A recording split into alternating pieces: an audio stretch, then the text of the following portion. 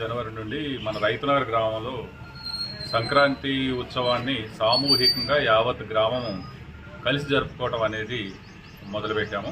సాంస్కృతిక కార్యక్రమాల్లో వాళ్ళ టాలెంట్ని ఇక్కడ చూపించుకోవడం విలేజ్లో ఇటువంటి వీటిలో చాలా ఉత్సాహంగా పార్టిసిపేట్ చేస్తూ ఉన్నారు. 13 సంవత్సరాల నుంచి మనకి ప్రతి ఒక్కరు కూడా ఈ విలేజ్లో ఈ పండుగను జరుపుకుంటూ ఉన్నారు.